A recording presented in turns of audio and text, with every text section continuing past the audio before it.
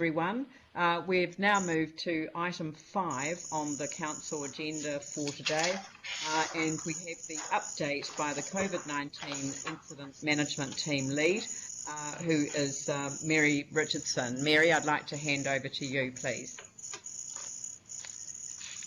Great, thank you very much. I'm just going to update on 2 matters today. One is the advice that you sought regarding council meetings in Alert 3, and 2 is just the update report on what happened, what we did during Alert Level 4. So just an update on that. So I'll start off with the advice around council meetings. Council asked, queried about holding formal council meetings. We queried this nationally and with the local government response unit, and the response we received was that the local government response unit advised that under Alert 3 council meetings are to be held remotely.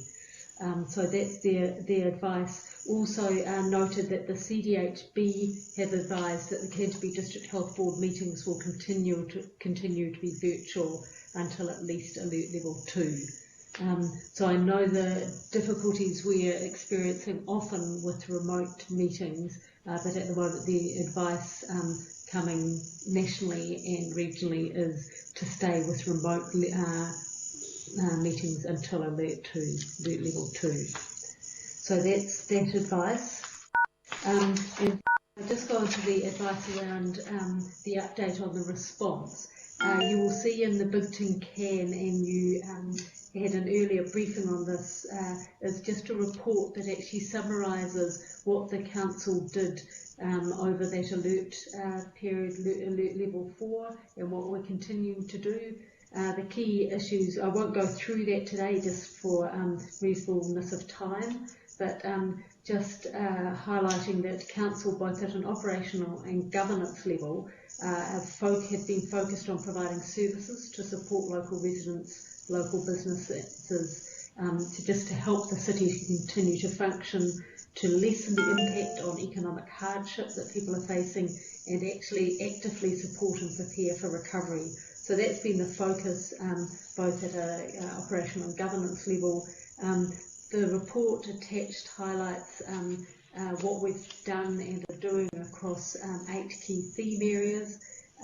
We will put this report live as requested by council on Tuesday, and also on our Facebook page as again requested by councillors on Thursday, so that it is publicly available and people are aware of what we've done. We are now in the process, we are in Alert Level 3, and that transition was very quick and smooth.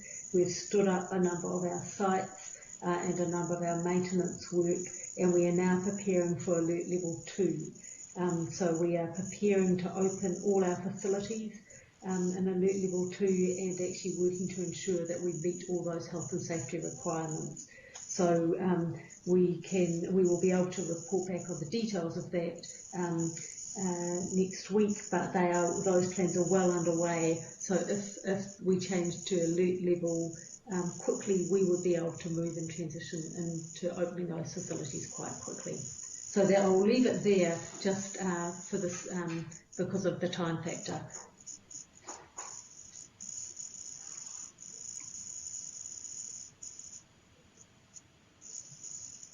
Leanne, your microphone. Yeah. Sorry, people prefer it when I turn my microphone off.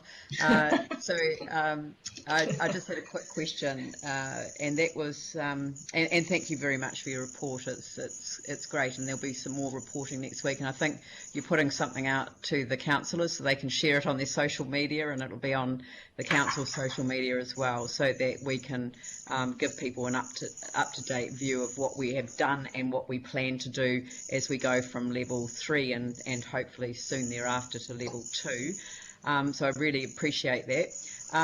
My question though is that obviously as we've got work getting underway again, and I can hear it, you know, in the city at the moment, you know, that work is underway in both construction, repairs, maintenance, and general work that is able to be conducted safely with our contracting staff out in the private sector, there are a few glitches. I think people have worked really hard to try and tie in their work with with businesses, but every now and again there's a bit of a glitch where a street's closing down but a coffee shop is reopening. So I kind of wanted you to just confirm that we want those businesses to get in touch with the council.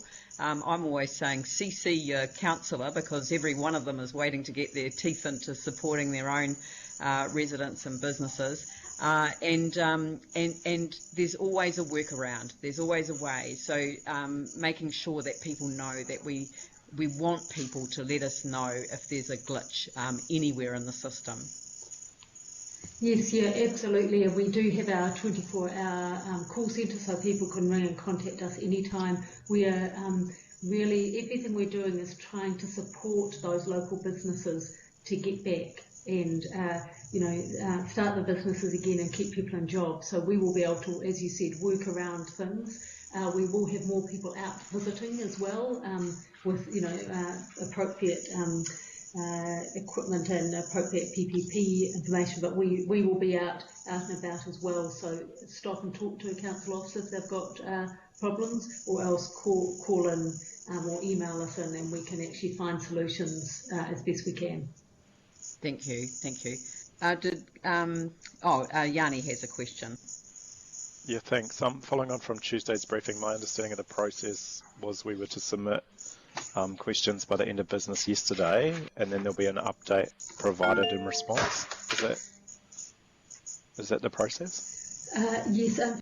Unfortunately, so we did get some early comments around the report, which was great, so thank you for everyone for that. I only received your questions just a few minutes ago, Councillor Johansson, so I will definitely respond to each of those today in detail to you. So they just got them a few minutes ago before we came back on. Okay, sorry, I did put them in yesterday though, just so people are clear. But just regardless, thanks for the update. It's really good. There's a lot of information there, and I've just put forward a few suggestions of things that would just be good to get a little bit greater clarity on. Just really two quick things for today though. Are you able to give us? I know that some of the golf courses have reopened, but I just wanted to get some sense of what work we're doing around sports and recreation, given, obviously we've had a lot of people self-recreating, but actually organised recreation is obviously due to come back on at some point. So is there any kind of high-level comment you can just provide around getting our winter sports fields ready, or the thinking around what happens in level 2? Yep, so we've got stood up many of our maintenance crews now. So across our parks area, that work is starting to begin to prepare. We are waiting nationally still for some advice about organised team sports, but we'll be, as soon as we get advice about that, we'll be ready to support those in whatever way. So we have got our crews back, so people will see more activity around our parks, so we're prepared for level 2 or prepared for whatever decision is made around organised sport. That's good. And the second question was, with a number of the fast food outlets opening up, it has created some traffic issues. Are we working with MB and businesses around traffic safety? Because, certainly some of the queues have had quite a major disruption in some parts of the city that I've seen in my local area. And I just wondered what work has gone on to address those issues. So we've had our CTOC team operating right through level 4, and they continue to operate. So they're continuing to monitor the traffic flows. So if there are any issues, that they can coordinate. So traffic lights will also liaise with the police and work for that. So that's carried on right through level 4 and now into level 3. So there is traffic management going on all the time. And so if they see issues, they are addressing them. So I'm not aware of anything that has been unmanageable by them. I know there have been queues in certain areas, particularly getting into places like KFC or somewhere like that, but they have not restricted traffic flow, is the advice I've got. Thanks. Thank you very much. Personally went to Mosaic by Simo, no lengthy queue there, and it was wonderful, beautiful meal, and thank goodness I didn't have to eat anything I'd cooked again for the first time in 5 weeks. Jimmy Chen. Just one question regarding to the updated status. The Hagley Park reopen on Tuesday. How about the status, particular on keep the physical distancing? That's okay or not? And roughly, it's very crowded or what kind of situation? Hagley Park? Are you talking about the Botanic Gardens? Because Hagley Park's been opened all the way through. Yeah, so, Botanic Garden, yes. Just want to know. Thank you. Yes. Yeah, so as the Mayor said, our parks, all our parks, including Hagley Park, have been open all the way through. We did reopen Botanic Gardens for level 3. We have people in there monitoring and advising people about social distance. We haven't had any need at this stage to do any additional fencing or control. So we have our staff in there just keeping an eye and monitoring that. We've had no problems to date. Okay, thank you.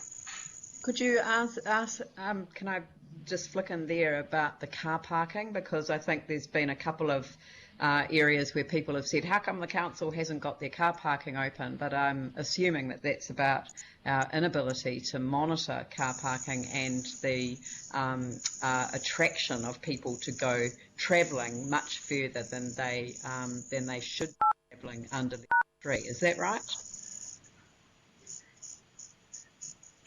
Yes, that's again been a decision and directive out of the local government response unit that car parks around parks shouldn't be open. So, and that is for those reasons. It's just about stopping people moving. In level 2, we're hoping to reopen those car parks, but at this stage, we're keeping them closed based on the advice we've received. That's very helpful, thank you. It's going to help me answer a Twitter question that I had. Aaron? Yeah, hi Mary. Just had a question emailed through this morning actually around our public toilets. It was from someone that works from their car, so they're obviously out on the road quite a bit, and they need to access our public toilets and wondered when they would reopen. Do we have a date yet? And also the bores that are in parks where people can get non-chlorinated water.